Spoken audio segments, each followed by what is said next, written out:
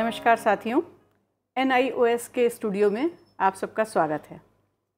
मैं डॉक्टर रश्मि अग्रवाल, शिक्षा एवं शैवध विज्ञान संकाय, महात्मा ज्योतिबा फुले रोहिलखंड विश्वविद्यालय बरेली से आप सबका स्वागत करती हूँ। DLED के पाठ्यक्रम संख्या 506 के आज का प्रकरण है व्यक्तित्व, अर्थ, संप्रत्यय, लक्षण व विशेषताएं। इस प्रकरण पर चर्चा करने के लिए आज हमारे साथ उपस्थित हैं मेरे ही विभाग की साथी डॉक्टर ज्योति पांडे। डॉक्टर ज्योति पांडे, आपका बहुत बहुत स्वागत है हमारे स्टूडियो में। धन्यवाद। डॉक्टर ज्योति पांडे वर्तमान में शिक्षा एवं शैवध विज्ञान संकाय, महात्मा ज्योतिबा फुले रोहिलखंड विश्वविद्यालय बरेली के में कार्यरत हैं और आज की हमारी विशेषज्ञ हैं जो इस प्रकरण पर अपने विचार प्रस्तुत करेंगी। मैं सबसे पहले डॉक्टर ज्योति पांडे से जानना चाहूँगी कि ज्योति जी, व्यक्तित्व किसे कहते हैं? व्यक्तित्व हमारे हाव भाव, हमारे सभी प्रकार के कार्य करने का एक तरीका है। वास्तविक रूप में यह पर्सनैलिटी शब्द का हिंदी रूपांतरण है जो लैटिन भाषा के शब्द पर्सोना से लिया गया है। पर्सोना शब्द का अर्थ है नकाब अथवा मुखौटा। जिस प्रकार मंच पर विभिन्न प्रकार के व्यक्तियों के व्यक्तित्व की विशेषताओं को प्रदर्शित करने के लिए उन्हीं के समान वस्त्र इत्यादि धारण करके, उन्हीं के समान संवाद बोलकर, उन्हीं के समान मुखौटा धारण करके उस व्यक्ति विशेष के गुणों को प्रदर्शित किया जाता है, ठीक इसी प्रकार व्यक्ति जो भी वेशभूषा धारण करता है उस वेशभूषा से वो उस व्यक्ति विशेष के गुणों को प्रदर्शित करता है जो उसके व्यक्तित्व को दर्शाते हैं।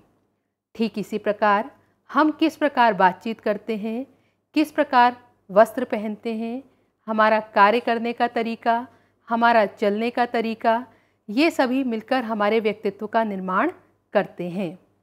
व्यक्तित्व को और अधिक अच्छी तरह से परिभाषित करने के लिए मैं यहाँ पर कुछ मनोवैज्ञानिकों द्वारा दी गई परिभाषाओं के विषय में भी बताना चाहूँगी, जिसमें सबसे प्रमुख परिभाषा है गार्डन आलपोर्ट के द्वारा दी गई परिभाषा जो 1937 में दी गई।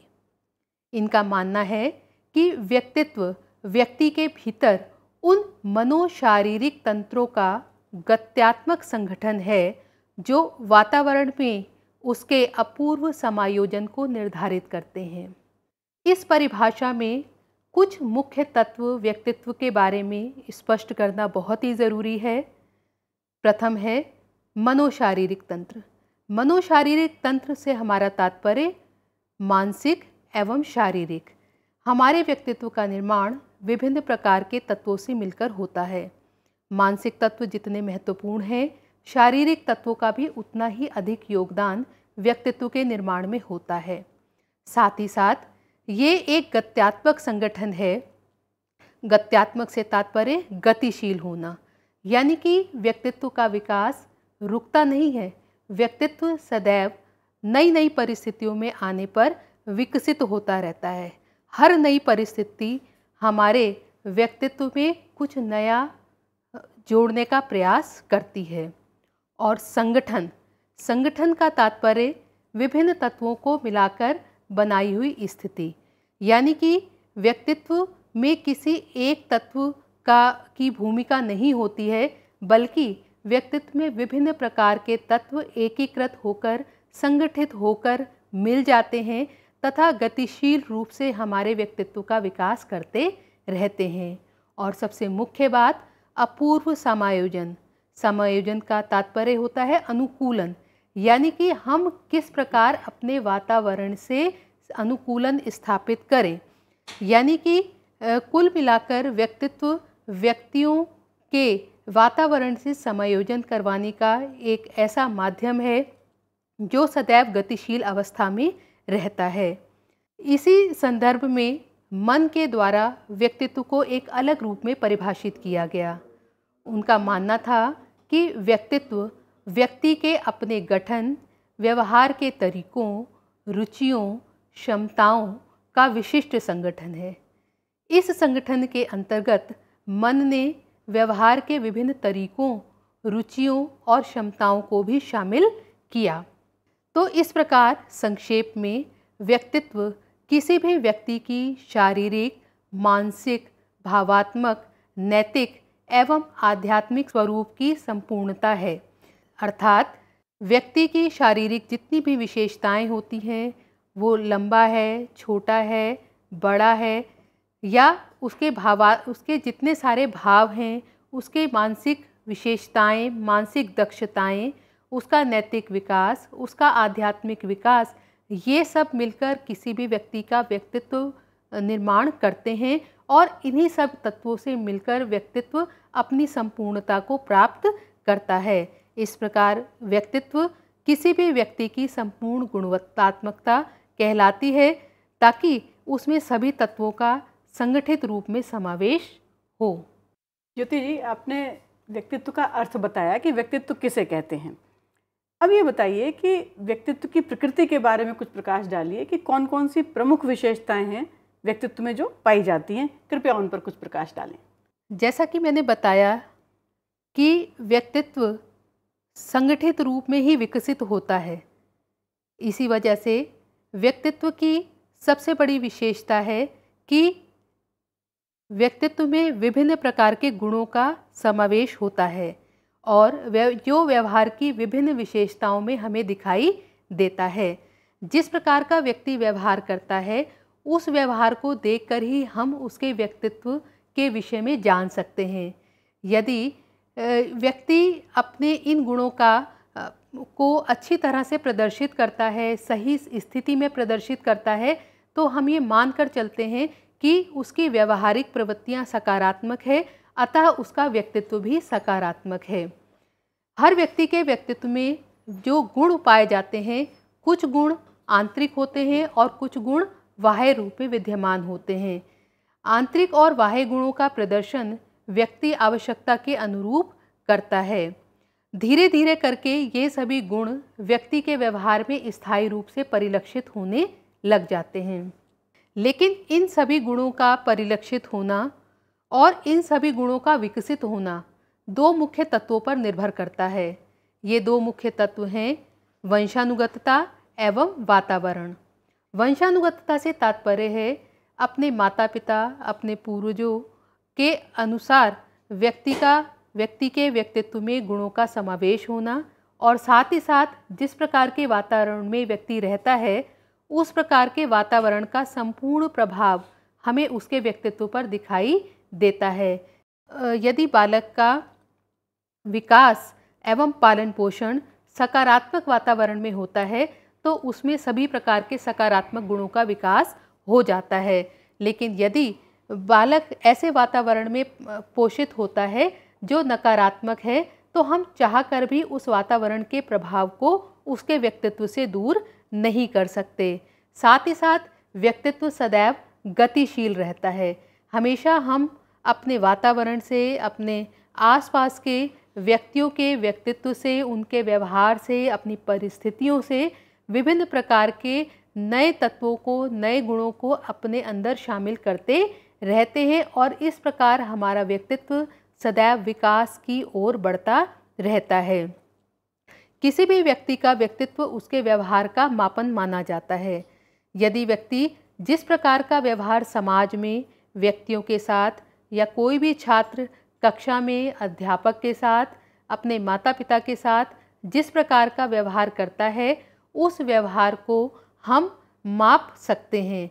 इसके लिए विभिन्न मनोवैज्ञानिक उपकरण हमारे पास उपलब्ध हैं, जिनका प्रयोग करके उसके व्यवहार का मापन किया जा सकता है। लेकिन साथ ही साथ जो है, जहाँ एक और वंशानुगतता और वातावरण महत्वपूर्ण तत्व हैं, महत्वपूर्ण विशेषताएं हैं किसी भी व्यक्ति के व्यक्तित्व की, वहीं जो है प्रेरणा, पारितोषिक आदि कुछ ऐसे तत्व भी हैं जो व्यक्ति के व्यक्तित्व पर प्रभाव डालते हैं। यदि कुल सभी तत्वों को मिलाकर देखा जाए तो व्यक्तित्व पर समग्रता का पूर्ण प्रभाव पड़ता है। विभिन्न शारीरिक, मानसिक, भावात्मक, नैतिक, आध्यात्मिक सभी तत्वों को समग्र रूप में मिलकर ही हमारे व्यक्तित्व का विकास संभव होता है और हमारा व्यक्तित्व समग्र रूप से हमारे समक्ष, बालक के समक्ष, कक्षा कक्ष की उचित परिस्थितियों में माता पिता के समक्ष विकसित होता जाता है। और इन सब के फलस्वरूप ही विभिन्न प्रकार की विशेषताएं व्यक्तित्व में हमारे विकसित होती रहती हैं। इन विशेषताओं में सबसे प्रमुख विशेषता है आत्मचेतना। आत्मचेतना का तात्पर्य है कि हम अपने अस्तित्व के बारे में जानें। हर व्यक्ति जाने कि उसमें क्या विशेषताएं हैं, क्या गुण हैं। कई बार हम आसपास ऐसे व्यक्तियों को देखते हैं जो अत्यंत गुणवान होते हैं, परंतु उनको इसकी जानकारी नहीं होती। कई छात्र हमारे समक्ष कक्षा में विभिन्न प्रकार के गुणों से युक्त होते हैं, लेकिन उनके उन गुणों की पहचान कर पाना कई बार उनके स्वयं के लिए या उनके माता पिता के लिए भी संभव नहीं हो पाता। इस वजह से उन गुणों का विकास पूरी तरह से नहीं हो पाता और उनका व्यक्तित्व कुसुमायोजन की ओर भी बढ़ सकता है। तो व्यक्तित्व की सबसे बड़ी विशेषता है आत्मचेतना। व्यक्तित्व की दूसरी विशेषता है सामाजिकता। हम एक सामाजिक प्राणी हैं, मनुष्य एक सामाजिक प्राणी है और हमारे व्यक्तित्व का अधिकतर विकास सामाजिक अंतरक्रिया के फलस्वरूप ही होता है। हम समाज में व्यक्तियों से जितनी अधिक अंतरक्रिया करते हैं, कक्षा में छात्र दूसरे छात्र से, कक्षा में छात्र अपने शिक्षक से अथवा अन्य शिक्षकों से जितनी अधिक अंतरक्रिया करता है, हमेशा उसमें नए नए गुणों का व्यवहार, नए नए गुणों का विकास होता है तथा उसमें सामाजिकता के फलस्वरूप उसका व्यक्तित्व निखर कर हमारे सामने आता है। ठीक इसी प्रकार व्यक्तित्व की तीसरी विशेषता है सामंजस्य स्थापित करना। जो व्यक्ति अपने आसपास के वातावरण में, अपनी सामाजिक स्थितियों परिस्थितियों में, सकारात्मक व नकारात्मक स्थितियों में जितना अधिक अच्छी तरह से अनुकूलन स्थापित कर लेता है, वो व्यक्ति अपने व्यक्तित्व को उतनी ही अच्छी तरह से विकसित करने में स्वयं की मदद स्वयं से ही कर पाता है। साथ ही साथ व्यक्तित्व की चौथी प्रमुख विशेषता है कि निर्देशित लक्ष्य की प्राप्ति। कोई भी व्यक्ति अपने व्यक्तित्व का विकास उसी रूप में करना चाहता है जिसके माध्यम से वो अपने निर्देशित लक्ष्यों को प्राप्त कर सके। जिस प्रकार यदि कोई बालक बचपन से ही खिलाड़ी बनना चाहता है तो वह अपने व्यक्तित्व का विकास उसी रूप में करेगा जो उस निर्देशित लक्ष्य हेतु यानी कि खिलाड़ी बनने हेतु आवश्यक हैं। वो अपने शारीरिक विकास पर भी बल देगा, मानसिक विकास पर भी बल देगा और उसी से संबंधित क्रियाओं हेतु अभिप्रेरित रहेगा। साथ ही साथ व्यक्तित्व की अगली विशेषता है शारीरिक व मानसिक स्वास्थ्य। सही व्यक्तित्व के विकास हेतु ये ज़रूरी है कि हम शारीरिक रूप से जहाँ एक ओर स्वस्थ रहें, वहीं मानसिक रूप से भी स्वस्थ रहें और इस शारीरिक व मानसिक स्वास्थ्य के माध्यम से ही हम व्यक्ति का, छात्रों का सही रूप से विकास कर सकते हैं। एकता व एकीकरण व्यक्तित्व की एक अगली विशेषता है। एकता व एकीकरण से तात्पर्य विभिन्न तत्वों का समावेश होना। जैसा कि मैंने पहले भी बताया कि व्यक्तित्व किसी एक तत्व के माध्यम से विकसित नहीं होता, बल्कि विभिन्न तत्वों का इसमें समावेश होता है। अतः ये एकीकृत होकर जो है समग्र रूप से हम अपने व्यक्तित्व का विकास करते हैं। और साथ ही साथ सबसे प्रमुख विशेषता है विकास की निरंतरता, यानी कि व्यक्तित्व का विकास लगातार होता रहता है। विभिन्न स्थिति परिस्थितियों में हम अपने व्यक्तित्व में नवीन नवीन गुणों को सम्मिलित करते रहते हैं, जिससे ये विकास की प्रक्रिया लगातार चलती रहती है। जी ज्योति, अभी आपने बताया कि व्यक्तित्व की कौन कौन सी खास विशेषताएं हैं, क्या क्या बातें व्यक्तित्व में शामिल हैं। अब हमें कुछ ऐसे व्यक्तित्व के लक्षण बताइए जिसके आधार पर हम व्यक्तित्व की पहचान कर सकें। तो वो कौन कौन से लक्षण हैं जो व्यक्तित्व में पाए जाते हैं, कृपया इस पर प्रकाश डालें।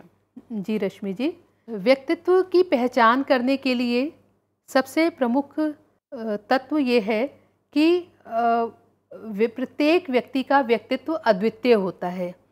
चाहे घर में जुड़वा बालक भी हों, देखने में एक जैसे हों, लेकिन यदि हम बहुत ही गहन अध्ययन करें तो हम ये पाएंगे कि उनके व्यक्तित्व में समानता नहीं है। कहीं ना कहीं उनकी आदतें, उनकी क्षमताएं, उनके गुण एक दूसरे से कुछ स्तर तक मेल खाएंगे, लेकिन कुछ स्तर तक मेल नहीं खाएंगे। साथ ही साथ व्यक्तित्व का प्रमुख लक्षण ये भी है कि व्यक्तित्व का विकास एक दिन में नहीं होता है। व्यक्तित्व का विकास बालक के जीवन के विभिन्न स्तरों पर विकास होता रहता है। अर्थात जब बालक जन्म लेता है तो जन्म लेने से लेकर बाल्यावस्था, किशोरावस्था एवं प्रौढ़ावस्था पर वो जीवन के विभिन्न स्तरों के पर अलग अलग प्रकार के गुणों को अपने अंदर विकसित करता चला जाता है और धीरे धीरे करके जैसे जैसे ये गुण वो अपने व्यवहार में प्रयोग करता है, ये गुण उसके व्यवहार में संस्थापित हो जाते हैं तथा वह गुण उसके स्थायी गुणों के रूप में उसके व्यक्तित्व में सदैव परिलक्षित होते हैं। इसी प्रकार व्यक्तित्व कभी भी स्थिर रूप में नहीं रहता है। व्यक्तित्व हमेशा गतिशील रहता है। अपने आसपास की स्थितियों से, परिस्थितियों से नई नई गुणों को, नई नई क्षमताओं को सीखना मनुष्य का कौशल माना जाता है तथा प्रत्येक व्यक्ति हर दिन हर समय कुछ न कुछ नया प्राप्त करना चाहता है। इस वजह से व्यक्तित्व सदैव गतिशील अवस्था में ही रहता है। अगली विशेषता है, अगला लक्षण है कि व्यक्तित्व समग्र रूप में कार्य करता है। विभिन्न तत्वों में ऐसा नहीं होता कि हम शारीरिक तत्व को अलग कर दें, मानसिक तत्व को अलग कर दें, नैतिक तत्व को अलग कर दें या आध्यात्मिक तत्व को अलग कर दें। जितने भी तत्व हैं वे सब क्योंकि संगठित रूप से ही व्यक्तित्व का निर्माण करते हैं, अतः संगठित रूप से ही वो समग्र रूप में मिलकर किसी भी कार्य को करने में हमारी मदद करते हैं। साथ ही साथ जो है व्यक्तित्व वंशानुगतता और वातावरण का परिणाम होता है। जिस प्रकार की वंशानुगतता बालक को अपने माता पिता आदि से प्राप्त होती है, वही वंशानुगतता प्रदान किए गए वातावरण में मिलकर जो है उसके व्यक्तित्व को आगे बढ़ाने का प्रयास करती है।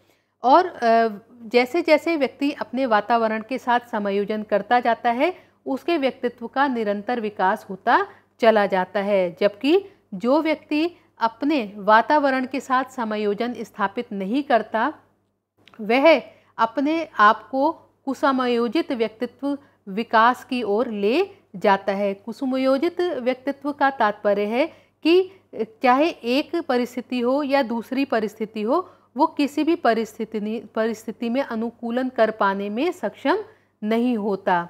सामान्य तौर पे ये माना जाता है कि व्यवहार को प्रभावित करने में हमारे व्यक्तित्व का योगदान ना होकर हमारे वातावरण का योगदान ज़्यादा होता है। लेकिन कई ऐसी विशेष परिस्थितियां भी होती हैं जब हमारा व्यक्तित्व हमारे व्यवहार को प्रभावित करता है। जैसे कि कोई व्यक्ति विशेष, कोई प्रभावशाली व्यक्तित्व वाला व्यक्ति, कोई सामाजिक प्रभाव वाला व्यक्ति भी कई बार अपने आसपास के वातावरण को प्रभावित करने लग जाता है।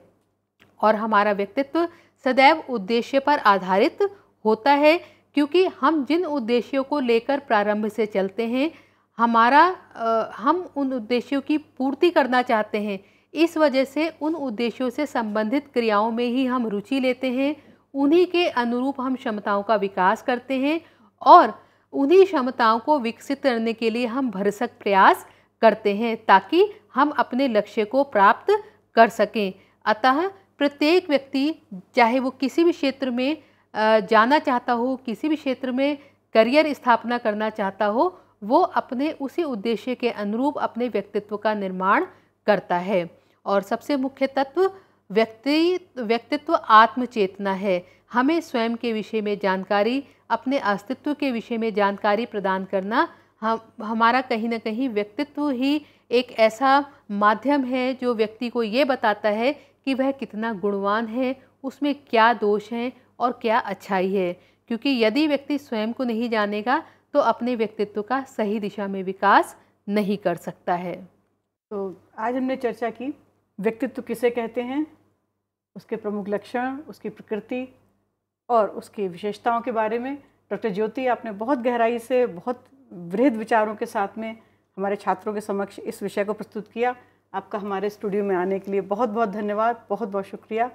तो मित्रों, आप सबका भी बहुत बहुत धन्यवाद। अगली बार आपसे मिलेंगे एक नए विषय के साथ में। नमस्कार।